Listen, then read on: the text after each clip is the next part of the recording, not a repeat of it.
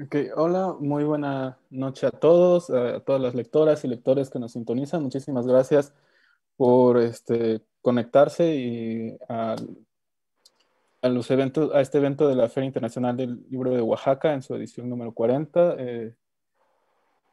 Estamos muy agradecidos por estar con nosotros. Y bueno, también estamos muy agradecidos con los escritores, los participantes que nos acompañan en esta actividad. Los presento brevemente a cada uno. Primero, Maricruz García, que estudió Humanidades en el área de Filosofía en la Universidad Autónoma Benito Juárez de Oaxaca. Colaboró en el programa radiofónico Laberinto de Voces del colectivo Aporía. Ha sido bibliotecaria y docente en distintos centros educativos y actualmente cursa la maestría en filosofía en el área de metafísica y ontología en la UNAM.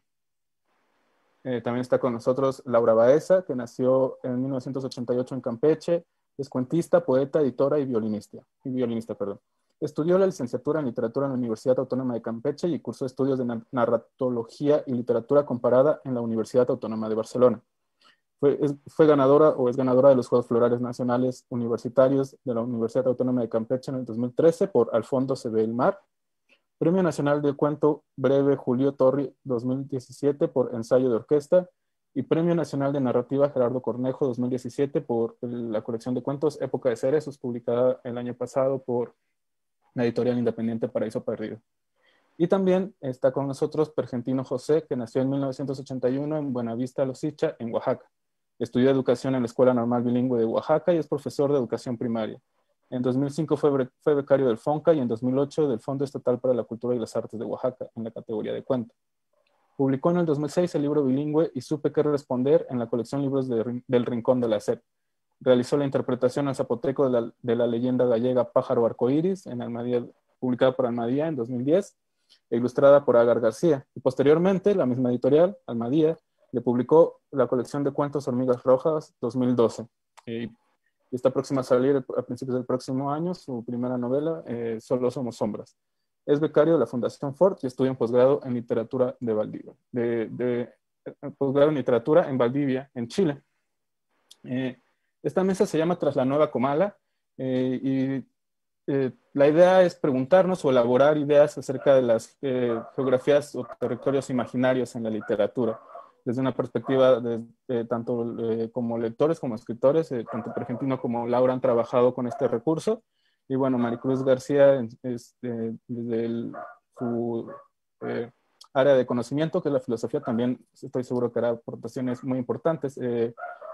La idea será como trabajar, de esta mesa será como trabajar por la idea de cómo se definiría una geografía imaginaria, cuáles son los referentes o la tradición de la que parten para leerla, digamos, una genealogía de lecturas y también como experiencias personales en la escritura. Y bueno, eso sería todo por el momento. Les recuerdo a todos que por favor dejen sus comentarios para que podamos hacer un breve intercambio entre ustedes, audiencia y los participantes, hacia el final de la mesa. Y bueno, eso sería todo por el momento. Yo soy Gustavo Cruz y ahorita los dejo. Hola, muy buenas tardes a todos los que nos escuchan y bueno, gracias por la invitación, gracias Gustavo, gracias a la Filo. Bueno, estamos ahora trabajando en esta nueva modalidad, ¿no? Entonces, como que nos va a faltar un poco el contacto físico, pero iremos acoplándonos, ¿no? Agradezco mucho que me dejaras empezar. Nunca he sido como muy buena para definiciones, entonces, geografía imaginaria. Yo, más que dar una definición, creo que empezaré como marcando algunos presupuestos, creo, algunos problemas que podríamos detectar en este término, un poco dando también, no sé si presuponiendo hasta cierto punto que entendemos un poco qué es geografía imaginaria y creo que también durante la charla va a ir como que saliendo, ¿no? Fluyendo una posible definición. Y bueno, yo quería hacer como la mención de que detrás de un paisaje geográfico, de una geografía presentada, ya sea tanto a través de la literatura y con esto de las palabras, como a través de las imágenes, de los mapas también, eh, quería poner en cuestionamiento que detrás de todo esto se encuentra la percepción, ¿no? la percepción de un espacio geográfico, de un paisaje geográfico y la narración, en este caso, considero que son sustentadas, más bien dicho, que están como, que han pasado por el tamiz de la percepción y del sentido estético, en este caso de los autores, ¿no? Bueno, Laura, tú que hasta donde comprendo tienes un libro en donde también desarrollas un espacio geográfico. Creo que en realidad la literatura desarrolla en su mayoría espacios geográficos, ¿no? A veces los elabora más, ¿no? Pero creo que siempre detrás de un espacio, de un mapa, de un lugar, existe una forma de ver las cosas, ¿no? Hay una forma en la que nos presenta un autor. Me llamaba mucho la atención el nombre de Comala, ¿no? Tras la nueva Comala. Y además porque, bueno, aquí voy a empezar a quemar, no nos dijeron, no nos pusieron sobre la mesa la relación, ¿no? Como Sí. les aviento títulos y ustedes piénsenle, ¿no? Entonces, cuando estaba yo pensando en la Comala, lo pensaba como, sí, es un lugar icónico, o sea, para nuestra geografía en la literatura mexicana es un lugar icónico, en un espacio geográfico literario, hecho por un autor de bastante peso, y pensaba en la idea de nueva, ¿no? Volver a representar, porque precisamente detrás creo que de la geografía y todo esto, y de la percepción que les decía hace rato, tiene que ver con mostrar un lugar. Y en este caso, volver a construir nuevos espacios, una nueva Comala, yo creo, con ustedes. Y bueno, yo dejo aquí mi participación y continuamos como para que alguien más continúe. Bueno, pues retomando lo que dices, este es mi libro Época de Cerezos y aprovecho para que lo conozcan. Bueno, sí, les platico un poco al respecto. En mi libro son 10 cuentos, tengo 10 cuentos que convergen en el mismo tema, que es en el mismo acontecimiento, que es el estallido de una central nuclear. Nosotros tenemos una central nuclear en Laguna Verde, Veracruz. Entonces, cuando yo era niña y vivía relativamente cerca de ese lugar, pues vi que decía central nuclear y para mí eso fue bastante impactante porque para mí central nuclear era lo que yo había visto en la televisión. Entonces crecí con esa idea de, pues ya con el paso del tiempo, del uso de los recursos, de la situación en México y se convirtió en un tema que yo quería, en un tema que yo quería abordar. Entonces, no me sentía cómoda hablando acerca de Laguna Verde y sus problemas de ahí.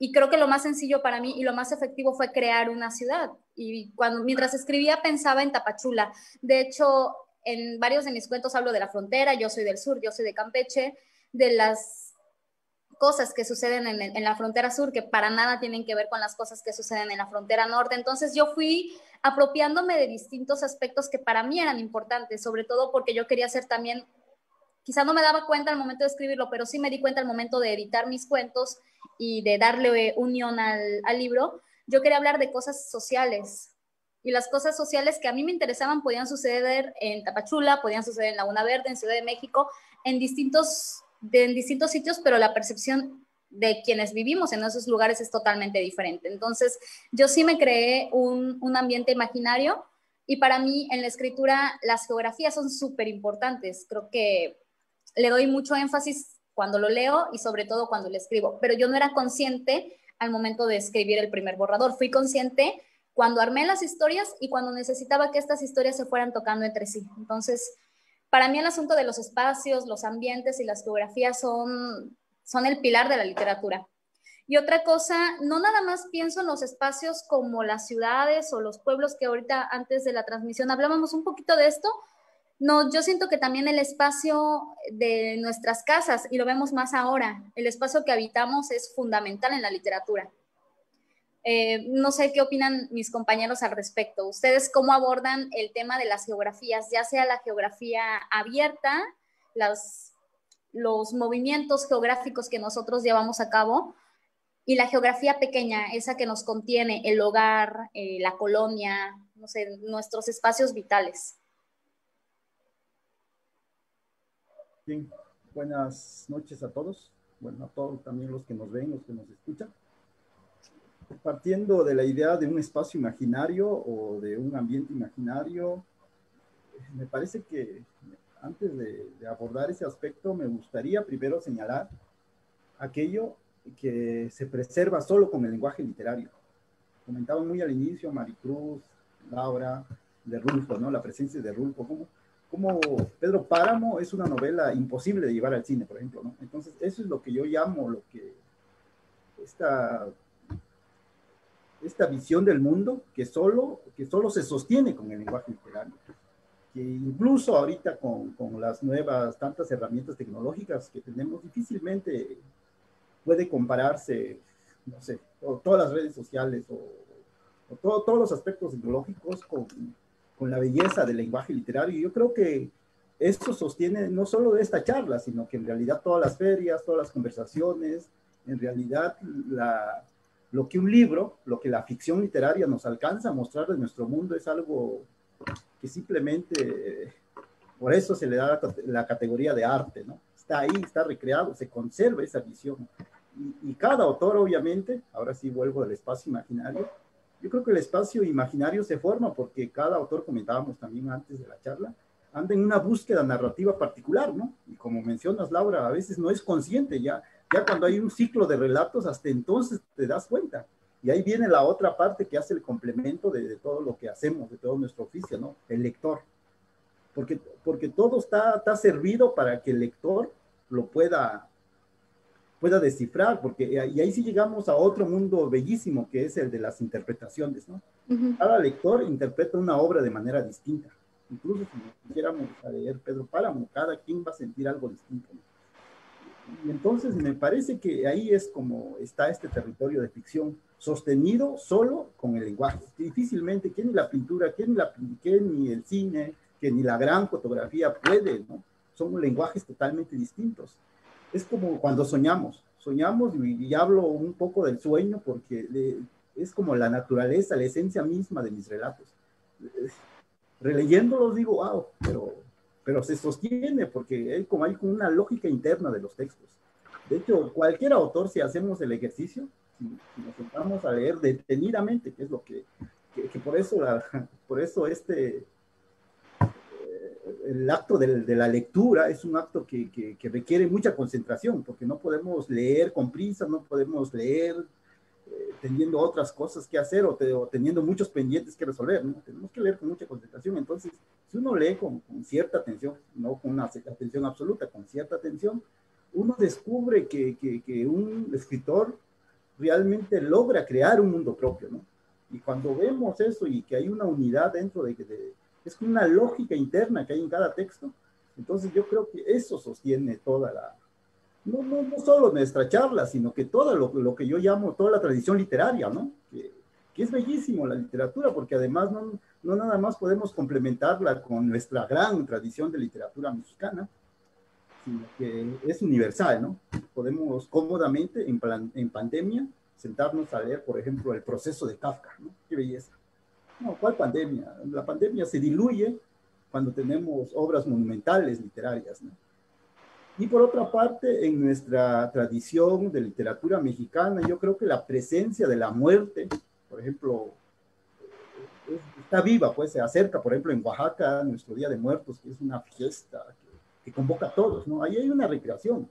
Nuestros grandes poemarios, por ejemplo, Nostalgia de la muerte de Javier Villaurrutia, Gorostiza, ¿no? Que escriben sobre muerte sin fin de Gorostiza, Rulfo mismo que recrea esto, se me ocurre, por ejemplo, Juan de la Cabada, María la Voz, que siempre está permeado por la muerte, ¿no? Y bueno, en mi caso en particular, yo pienso que estos espacios imaginarios simplemente van complementando esta búsqueda narrativa de cada autor. A veces no es tan evidente, a veces no, por eso también te preguntaba, Laura, si hay un nombre para ese espacio ficticio, ¿no? A veces no es, pero a veces el lector es el que finalmente le da una última interpretación, ¿no? Y me parece que cualquier texto literario se escribe para que precisamente sea el lector quien pueda descifrar o no descifrar el significado, lo que hay ahí, ¿no? El mensaje, Yo creo que eso es lo que realmente enriquece cualquier feria y cualquier obra literaria. Sí, y bueno, ay, perdón. A mí me parece que también eso es un acto de reconocimiento.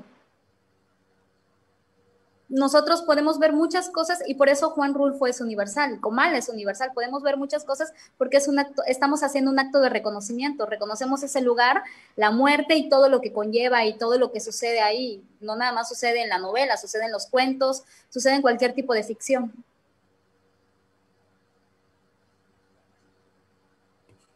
Bueno, ahorita, Perge, que estabas planteando como esta parte del lector, bueno, creo que de si alguien, bueno, yo creo que los tres obviamente somos lectores, eso no lo pongo en ninguna duda, pero bueno, viendo como desde esta óptica de que de yo no he presentado un espacio literario, ¿no? No he propuesto ningún espacio geométrico, geográfico a través de la literatura, me voy a poner más en el papel ahorita del lector y bueno, no sé, pensaba en que es cierto, ¿no? El lector tiene un papel fundamental, pero bueno, también el autor tiene obviamente todo el peso y creo que es justamente a través de una propuesta, ¿no? El autor propone, ¿no? Y también en este sentido, hasta cierto punto, impone un espacio, y bueno, yo cuando leo a veces y hay como una, no sé, como que entras a otro mundo.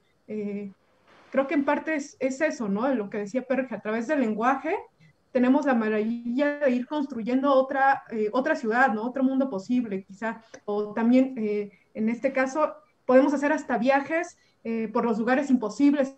Ahí pensaba, no sé, en la utopía, ¿no? De Moro, ¿no? Pero estaba, no sé por qué razón se me vinieron como dos ejemplos a la cabeza. Pensaba en El extranjero, ¿no? De Camus. Es una atmósfera, en primera, no es descriptivo, ¿no? Bueno, ustedes recordarán, no es que Camus nos presente una atmósfera, nos pinte cómo era, sino que es un libro en donde todo va sobre la acción, acción, acción. Y sin embargo, sí hay un panorama, ¿no? A pesar de que no es explícito, sí nos pinta una ciudad, por ejemplo, ¿no? Hasta recuerdo que en las últimas páginas, un poco entre la desesperación y el calor, ¿no? Y pensé en todo lo opuesto, ¿no? Proust, ¿no? Pensando hasta hace como toda esta acción de describir, ¿no? Es como más meticuloso. Yo creo que en sí pensemos en geografía a nivel espacial, pero también nos meten en un tiempo, ¿no?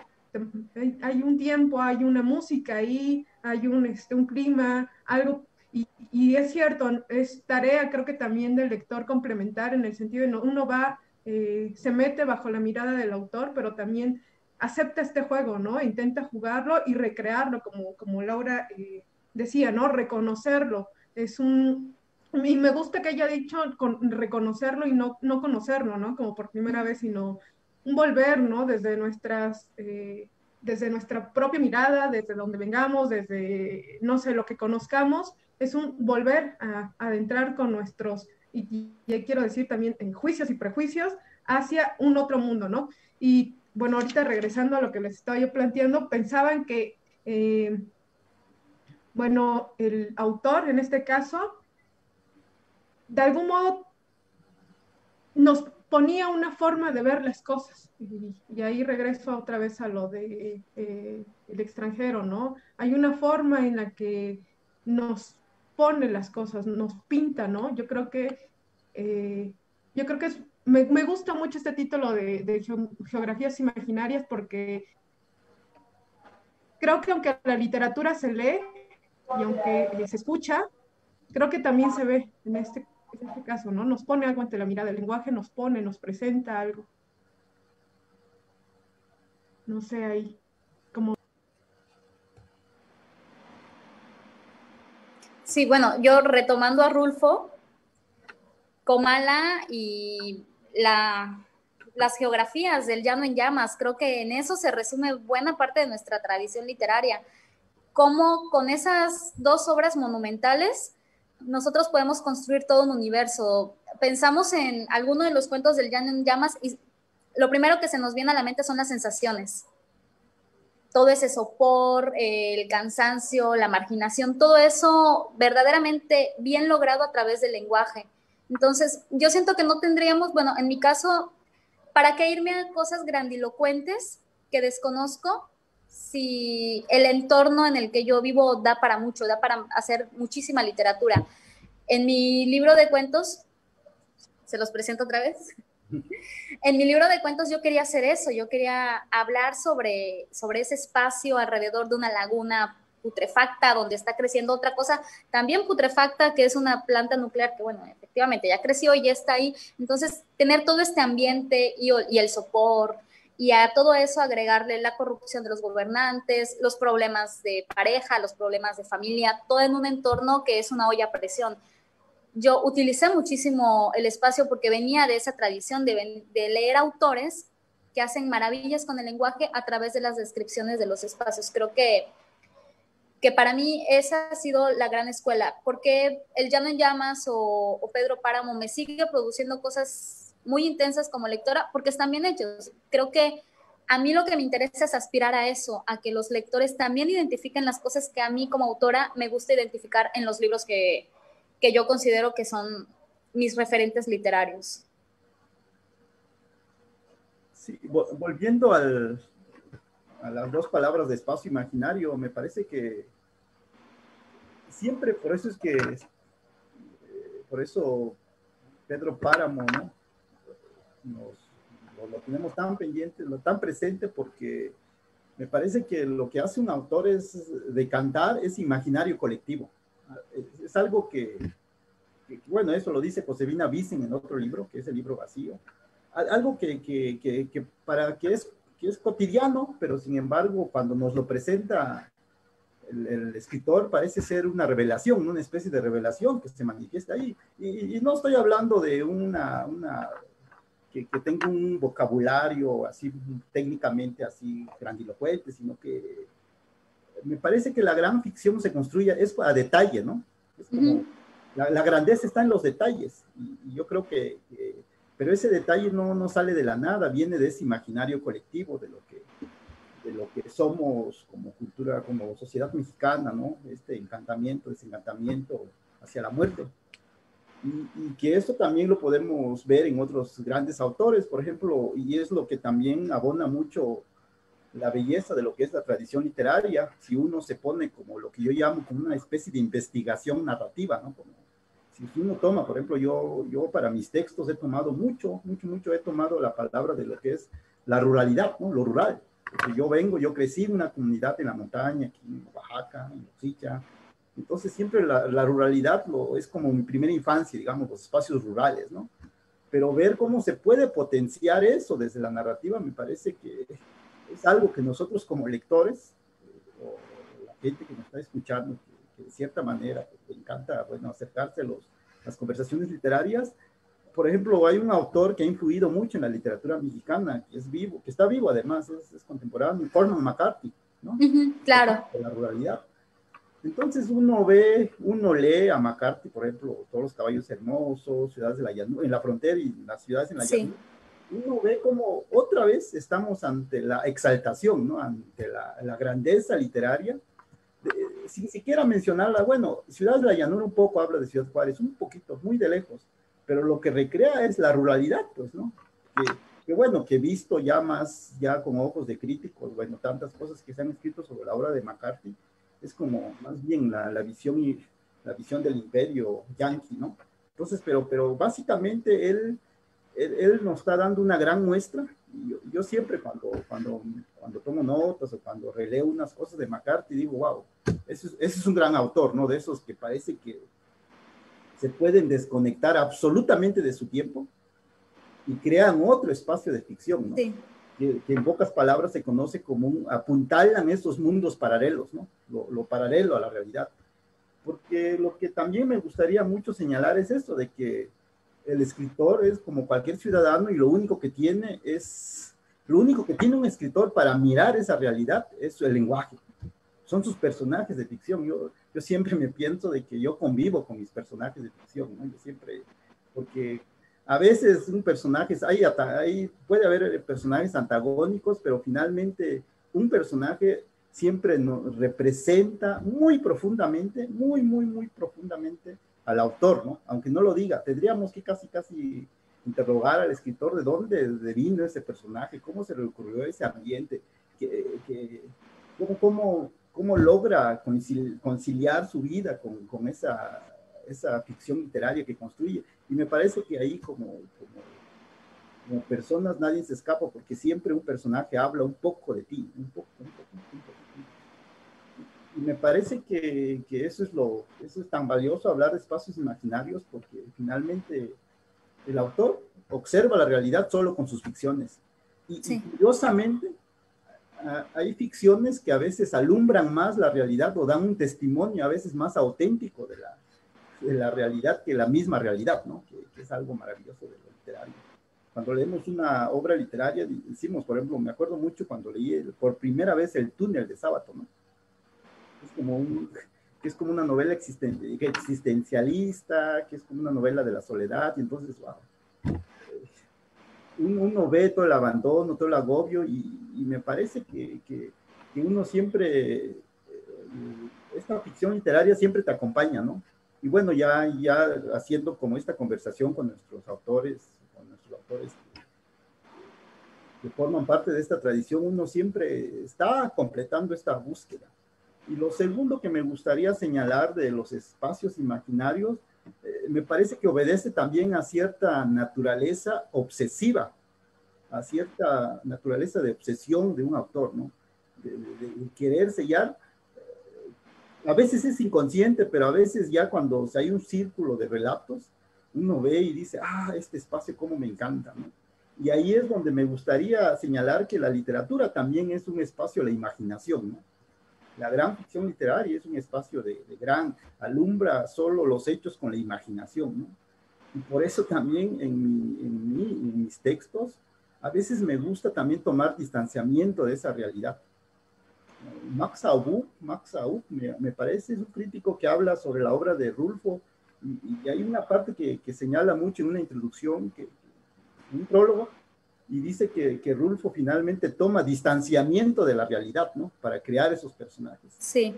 Y a veces eso es lo que también, pero a veces uno no se da cuenta más que el autor mismo, ¿no? Pero qué bueno que estas mesas estamos hablando de los espacios imaginarios y podemos señalar eso de que el autor anda en una búsqueda, pero a veces, por ejemplo, yo que crecí en un espacio de ruralidad, a veces también me gusta ficcionar la gran ciudad, ¿no? Si aquí en Oaxaca, en el valle de Oaxaca, aquí el clima es un poco cálido, a mí me gusta, por ejemplo, evocar la nieve, ¿no? No porque quiera tomar distanciamiento de esa realidad, sino que a veces también considero que la literatura también es un gran desafío a la imaginación. Y ese desafío se resuelve mientras tu texto tenga lógica, ¿no? Se sostenga, porque finalmente, pues todas nuestras ficciones van para ser servidas en la mesa del lector, ¿no? Si el lector nos comprende y descifra un significado, pues está eso como que concilia todo el acto creativo. Sí, bueno, y ahora que lo mencionas, Cristina Rivera Garza también hablaba sobre eso, decía que Rulfo es un autor urbano, que recrea todos esos años tan importantes en su vida, sus años de formación, pero desde la mirada de un autor urbano. Entonces, si él no tuviera esa mirada de un autor urbano en la capital, si no estuviera desde ese punto como autor urbano en la capital, no podría recrear lo que hizo con sus cuentos y con su novela, y con sus textos en general. O sea, él ya estuvo en otro punto y pudo ser más objetivo respecto a lo que quería hablar. Aquí me acordé de Perge. Bueno, ahorita que estabas hablando me pareció que dijiste una frase que me pareció bellísima o me evocó una muy buena imagen cuando hablabas sobre que cuando estabas diciendo, bueno, creo que hay que poner como ciertos puntos sobre la mesa. Una, que hay espacios como reales, en el sentido de podemos ir a ellos físicamente, pero aquí el autor hace un traspase hacia la literatura, ¿no? Y en ese traspase ya que lleva un espacio real a la literatura, me gustó mucho cómo decías alumbra, ¿no? A veces alumbra algo, ¿no? Era lo que yo intentaba explicar como desde el inicio, que el autor, tú en este caso, Perge, como autor, decides alumbrar en tu relato, ¿no? Decides a qué le vamos a poner un sello. Eso me refería con la percepción, ¿no? Detrás de la presentación o el modo en el que tú nos presentas la ruralidad, que esto es con lo que más trabajas, hay algo ahí, hay algo de ti. Tú nos dices qué ver, nos pones ahí un objeto y decides alumbrar ese objeto, ¿no? Eh, en realidad yo creo que siempre detrás de una percepción hay un modo, ¿no? Alguien que está atrás diciéndonos qué ver. Y pensaba en la cámara, por ejemplo. La cámara podría parecer a ciencia cierta que es casi como una calca de la realidad, pero en realidad el fotógrafo nos está mostrando algo, ¿no? Es lo mismo que hace creo que el autor aquí, ¿no? Con el lenguaje, ¿no? Nos dice qué ver, nos pone algo enfrente, a qué debemos poner atención, y creo que eso me parece maravilloso, ¿no? Cómo alumbramos con las palabras un espacio, un tiempo, algo, ¿no? Este, eh, bueno, y creo que aquí, respecto a cómo llevamos un espacio real a la literatura, creo que podríamos hablar sobre una presentación de lo real como maravilloso, ¿no? Ese término creo que ha surgido en más o menos como en la literatura moderna hasta la época, ¿no? Por ejemplo, Alicia en el País de las Maravillas pensaba, ¿no? Presenta lo real, pero lo pone de una manera maravillosa, ¿no? Que también creo que es diferente decir a lo maravilloso como real, ¿no? Que es distinto, ¿no? Buscar mundos totalmente ficcionarios y reales, ¿no? Y presentarlos como reales, aquí bajo la figura de la verosimilitud, como dice Perges, ¿no? No sé, estaba pensando en dos espacios distintos, en Comala por un lado, y Macondo, ¿no? Comala es un espacio que podemos decir que existe de manera espacial. Yo puedo ir a Comala, quizá, ahí lo interesante es, puedo ir a la Comala real y puedo ir a la Comala que nos presenta Rulfo, ¿no? Que también es una especie de realidad, yo creo, ¿no? Lo mismo pensaba en Luina, ¿no? Que está muy cerca aquí en la sierra, ¿no? Cerquita, ¿no? Puedo ir y la forma en la que Rulfo me presenta a Luina no es lo mismo, ¿no? No es igual a cuando yo voy al pueblo y convivo con las personas, veo cómo están, no es la misma Comala, además de que la Comala real se va transformando con el tiempo, ¿no? La literaria ahí está, ¿no? Nosotros volvemos a ella y la resignificamos numerosas veces, pero en realidad como que queda hasta cierto punto congelada, como la propuesta del autor, y nosotros mismos al leerlas, ahí los lectores, somos quienes la revivimos y le damos como nuevos tintes, ¿no? Y pensaba ahora en el Macondo de Márquez, en el sentido de, ahí sí es totalmente una ciudad reconstruida, ¿no? No es que exista una Comala real a la que yo pueda ir, ¿no? Puedo ir a la literaria solamente, no sé. A mí me estoy recordó alargando. también, bueno, esto que mencionas, Maricruz, a La Matosa de Fernanda Melchor. Un pueblo imaginario que está totalmente construido con las cosas que conoce Fernanda. Entonces, para mí resuena mucho porque pues es un lugar en el Golfo, para mí tiene muchísimo significado, y ese reconocimiento que yo hago de La Matosa, me imagino que todos los lectores, sea que tengan alguna experiencia en lugares similares o no, sienten ese reconocimiento por la construcción a través del lenguaje.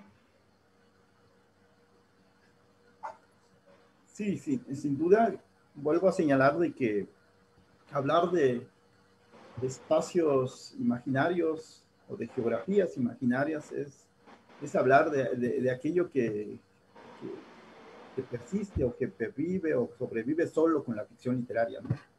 Como señalaba Maricruz, podemos ir a Lubina no queda acá cerca de Oaxaca, pero sin embargo no nos diría nada, ¿no? Sería como cualquier otro pueblo, porque no tiene esa estética que colocó Rulfo, porque de hecho Lubina de ahí se basa para poder después estructurar todo lo que es, o darle forma a todo lo que es Pedro Páramo.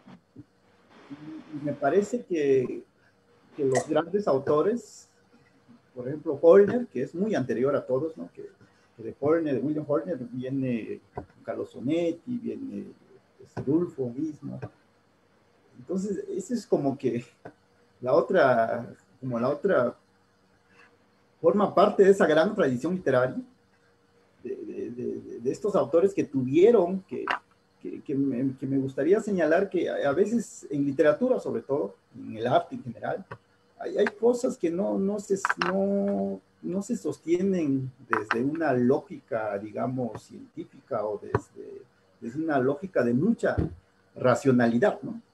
Sino que más bien desde una lógica de lo sensible, de la sensibilidad de cada autor. Y yo creo que eso es lo que le da, ese es como el sello o el estilo o la forma en que cada autor irrumpe en lo que conocemos como tradición literaria, ¿no? Porque hay libros que van nada más, por así decirlo, que no forman parte de una tradición, ¿no? Hay libros que parece que, por eso está la palabra de mímesis, ¿no? Que imitan la realidad, ¿no? Que tratan de ponernos un cuento. Rulfo lo decía mucho, de que no le gustaba mucho la literatura de su tiempo porque era como sentarse a abrir el periódico, ¿no? Es como hay autores que tienen la realidad tan cercana que digo, están en un estilo o es su manera de mirar la realidad, pero a veces nos cuentan lo cotidiano, lo que tenemos más cercano. Entonces, y hay otros tipos de autores que logran ir, pero bueno, yo digo que ese es otro gran tema, porque más bien creo que cada autor anda en su propia búsqueda narrativa y cada quien lo logra, si logra llegar a o no un espacio imaginario, me parece, ya siendo conocedor del oficio, más bien es como una cuestión de absoluta necesidad, ¿no? Como el acto mismo de escribir, es como una necesidad de llegar a anclar tus relatos en un territorio ficticio, ¿no? Y cada autor anda en su propia búsqueda. Y otra vez es el lector el que puede o no descifrar ese mensaje.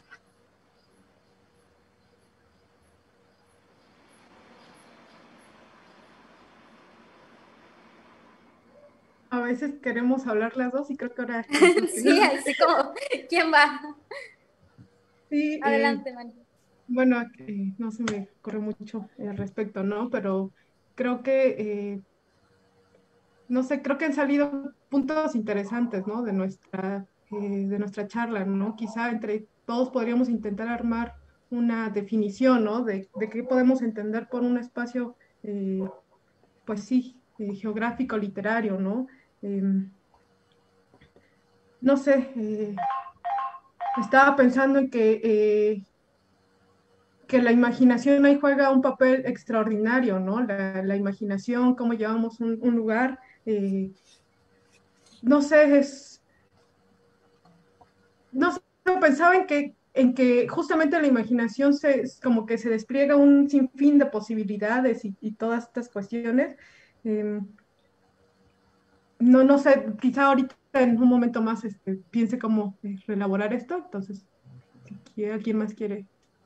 Yo he pensado mucho, bueno, en los últimos años, en la literatura que se está haciendo ahora, la que se está escribiendo, la que se está publicando, y sí siento que hay un reconocimiento del espacio, que los autores tenemos esa necesidad de escribir desde el sitio en el que, bueno, repito, en el que nos reconocemos y del que necesitamos compartir algo, ya sea el espacio geográfico, el pueblo, la ciudad o los espacios, no sé, ahora se me ocurre los espacios de confinamiento. También estamos produciendo literatura a través de esto.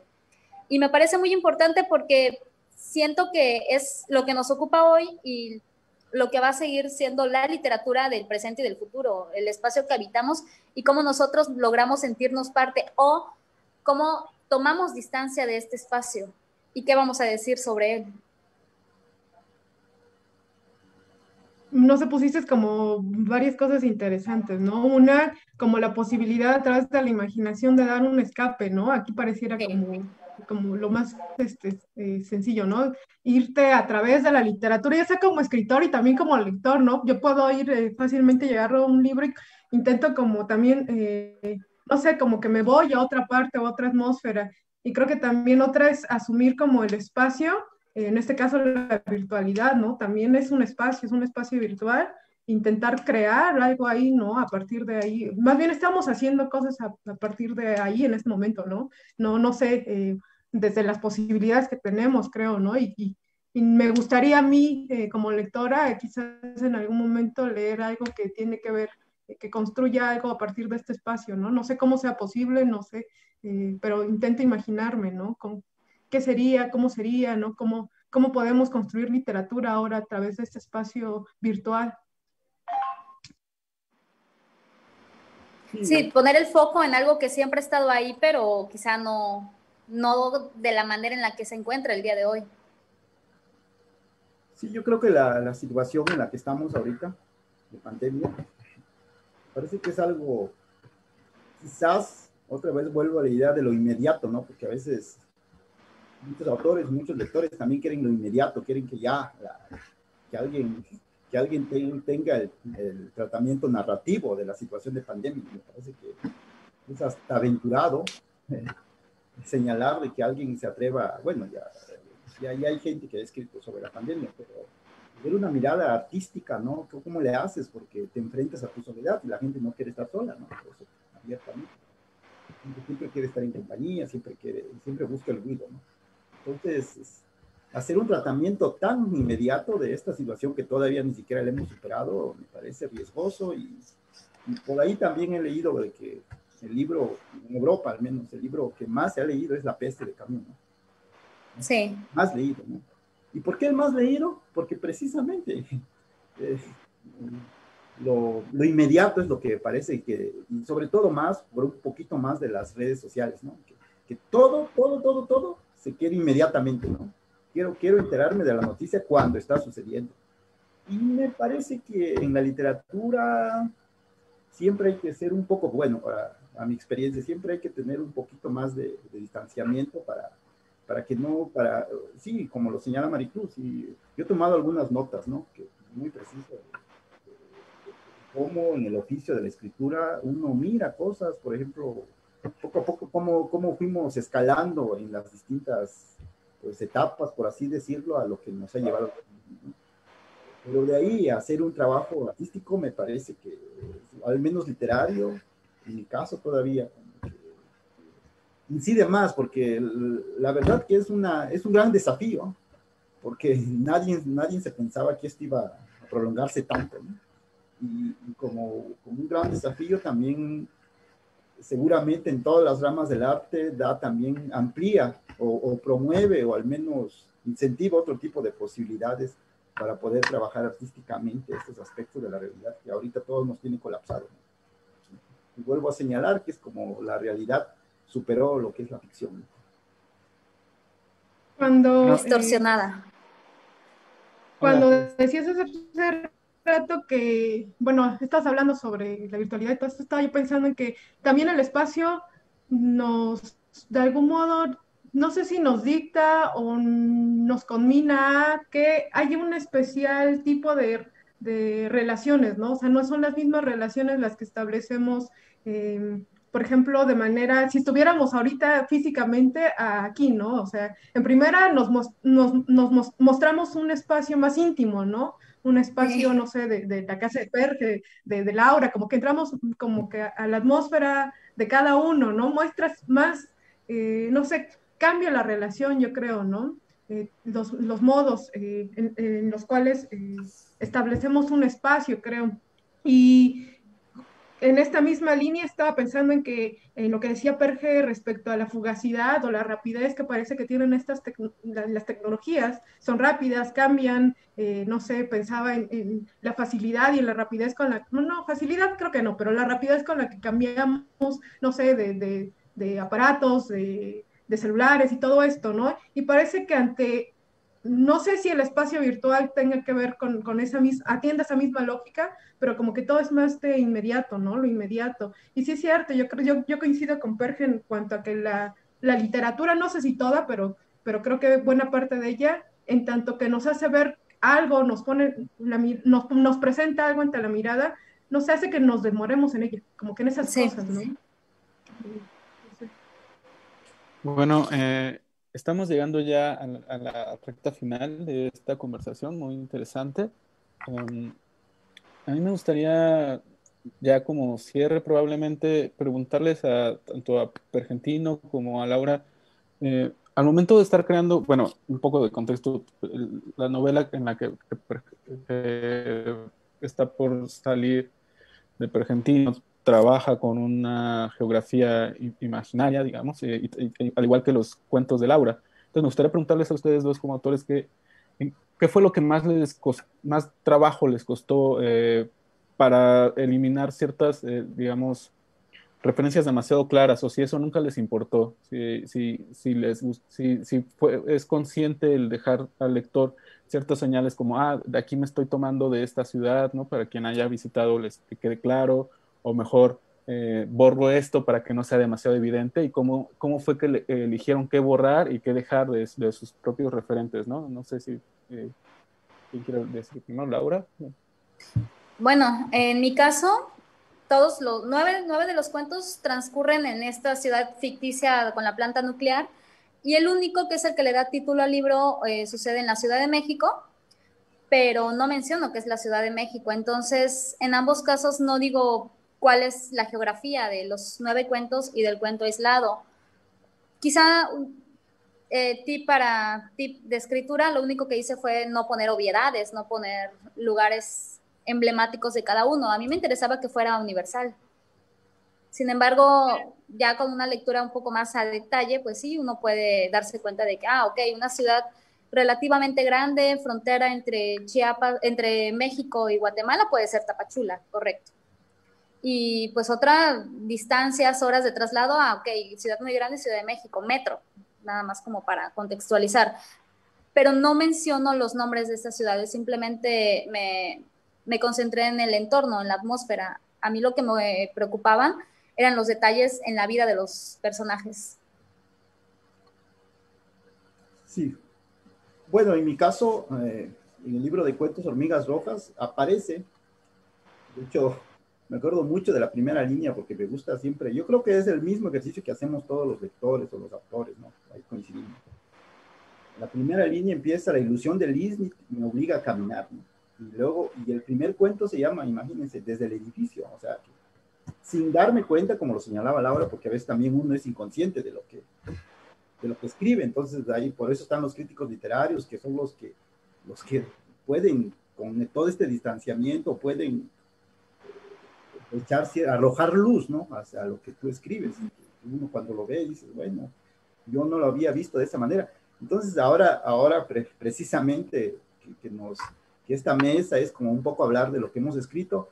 Ahora resulta que no era consciente, el primer cuento se llama Desde el edificio, y hablo de lo rural. Entonces, como vuelvo a señalar, me parece que lo de los espacios imaginarios resuelven más bien una necesidad narrativa.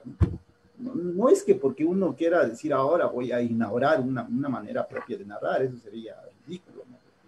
Tenemos una gigantesca tradición literaria sobre nuestras espaldas, ¿no? Hay mucho, una gran tradición literaria en Occidente, en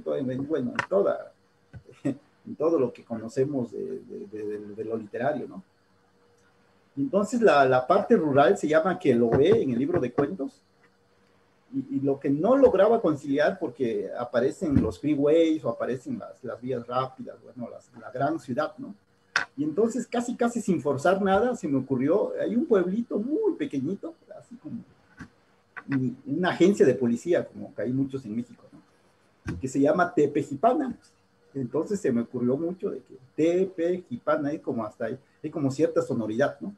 Que lo ve en zapoteco significa literalmente Piedra del Sol. Es bellísimo, siempre me gusta recrearlo porque mi primera lengua es el zapoteco. Entonces que lo ve es el espacio imaginario, ¿no? Es el pueblo, es el único pueblo de la región donde yo vivo que tiene nombre zapoteco. Entonces eso sí, no, de inicio no estaba discusión de que lo ve iba a ser como el lugar simbólico, porque ahí es donde voy, de que uno va escalando niveles. A veces es un espacio de ficción, pero también es algo simbólico que recrea la memoria colectiva, digamos, ¿no? Que lo ve. Entonces está su contraparte, que le hace juego, que embona muy bien, que es la ciudad, ¿no? Que es la gran ciudad de Tepejipana. Entonces ahí es donde se mueven los personajes. Entonces hay personajes que salen de la ciudad, llegan a lo rural, y hay personajes de ruralidad que hacen el viaje a la gran ciudad, ¿no? Y otro espacio que me gusta mucho literariamente son los subterráneos, el metro, ¿no? Bueno, sí. La primera vez que entré al metro de la Ciudad de México es como fue quizás no para la gente que haya crecido en la ciudad, que es como algo rutinario, pero para mí fue como...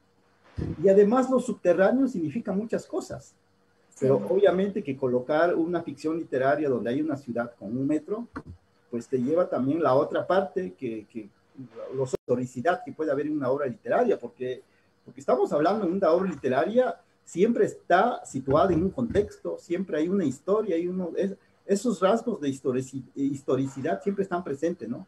Está el contexto sociocultural, pero siempre está presente la historia en cualquier obra literaria. Entonces eso me llevó también a hablar de una estación de tren que representa lo rural, ¿no? Entonces el tren y luego el metro, y que además los personajes inician un viaje, y ahí es donde ahí es donde me encanta mucho hablar de los espacios de indeterminación, donde no se sabe, y curiosamente ya después me puse a investigar que lo indeterminado representa lo colectivo, y siendo de la montaña, siendo zapoteco del Oxicha, pues a veces mucho inconscientemente se nos da no hablar por uno mismo, sino que hablar de la comunidad, ¿no? Y entonces ese imaginario colectivo está contenido en esos espacios de indeterminación. Me gusta mucho porque, por ejemplo, hay un aspecto que es muy literario, que solo con lo literario no lo van a encontrar en otra parte, el centro de las habitaciones iluminadas, ¿no? Que es como donde está el personaje, uno de los personajes principales. Y para hablar también de los espacios de ficción, por ejemplo, mi personaje tiene nombre en zapoteco, se llama Lisni. Entonces, vuelvo otra vez al tema de que a veces esos espacios imaginarios también forman parte de la obsesión por la escritura, ¿no? Por ejemplo, van permeando todo. O sea que no nada más es una ocurrencia de nombrar un espacio, sino que permean cómo se van a comportar los personajes, permean sus angustias, permean la gran problemática que plantea la novela, y hasta van permeando todos esos otros territorios que se iluminan solo con la ficción literaria, ¿no? Y bueno, ya estamos a punto del cierre. No sé si Maricruz tenga algún comentario final para la audiencia o... No, yo creo que, bueno, a mí como lectora me pareció bastante interesante ver cómo miran ustedes esto desde desde el otro lado, ¿no? Y también creo que, no sé, creo que de pronto me parecía cierto gesto inconsciente, eh, por ejemplo, en los relatos de Perge, ¿no? Como que decía algunas cosas inconscientes que me hacían mucho sentido, ¿no? Me pareció bastante interesante ver esto desde el otro ámbito, y creo que dejo el espacio para ver si alguien en casa nos quiere hacer alguna pregunta. Sí, parece que hoy están solo mandan saludos para todos. Antonio Vázquez. Gracias. Saludos a Maricruz, y así bastante gente estaba mandando saludos. Parece que nos surgieron muchas dudas, pero bueno, hemos llegado ya al final de la mesa. Les agradezco muchísimo haber participado, haber aceptado la invitación y haber compartido con nosotros sus experiencias tanto de escritores como de lectores, Maricruz, Argentino, Laura. Y bueno, a quienes nos ven, a los lectores y las lectoras y los lectores, les recuerdo que los libros tanto de Laura como de Pergentino están disponibles en el Marketplace de la Feria Internacional del Libro, y que nos sigan sintonizando, por favor. Estamos llegando, vamos ya a 5 días de actividades, todavía faltan otros días, y bueno, hay mucho que ver. Que tengan muy buena noche y saludos para todos. Muchas gracias por el espacio. Y también al público, ¿no? Gracias por escucharnos.